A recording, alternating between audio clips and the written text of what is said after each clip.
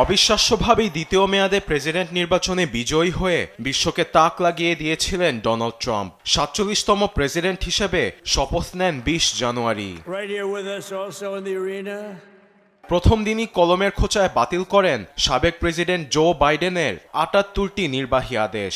সেই থেকে চলছে ট্রাম্পের দৌড়। ২০২৫ সালের শুরুটা প্রতিশ্রুতিপূর্ণ হলেও বছর জুড়েই ছিলেন বিতর্ক ও আলোচনায়।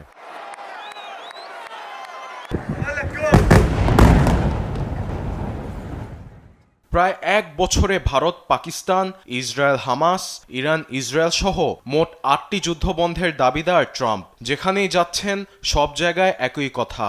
সার্বিয়া, কসোভো ও রোয়ান্ডা কঙ্গোর শান্তি চুক্তিতে ভূমিকা রাখেন। রুশ ইউক্রেন শান্তি চুক্তির জন্য মধ্যস্থতা করছেন তিনি। ফলে একটা নোবেল না পাওয়ার আক্ষেপ হরহামেশাই জানিয়ে আসছেন তিনি।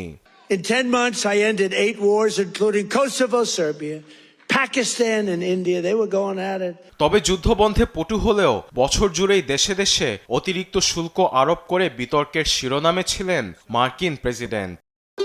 ভবিষ্যৎ হোক নিরাপদ, বিনিয়োগ হোক বিশ্বস্ত, আর আমার পছন্দ সল্ট বে। ওয়েলকাম টু সল্ট বে।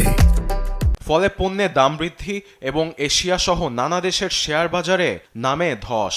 পাল্টাপাল্টি শুল্কারোপে স্নায়ুযুদ্ধের দ্বারপ্রান্তে পৌঁছায় বিশ্ব। অভিবাসন নীতিতেও হার্ডলাইনে ছিলেন রিপাবলিকান নেতা। অবৈধ অভিবাসীদের এলিয়েন আখ্যা দিয়ে গ্রেপ্তারের নির্দেশ দেন। হাতকড়া ও শেকল পরিয়ে পাঠানো হয় নিজ নিজ দেশে, যা তার জনপ্রিয়তায় পড়েছে ভাটা।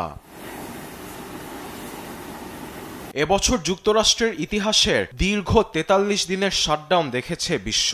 তহবিল সংক্রান্ত বিল পাশের ব্যর্থতার অজুহাতে বাধ্যতামূলক ছুটিতে পাঠানো হয় অন্তত ৭ লাখের বেশি সরকারি কর্মকর্তা কর্মচারীকে।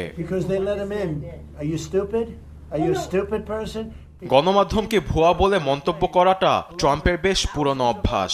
এবারও হোয়াইট হাউসের সাংবাদিকদের উপর চড়াও হতে দেখা যায় তাকে। কেউ কেউ মোটা, বুদ্ধিহীন বলেও ট্রাম্পের হেনস্থার শিকার হয়েছেন। আরবেদ আফসার, নিউজ ডেস্ক, দেশ TV. And you're just asking questions because you're a stupid person.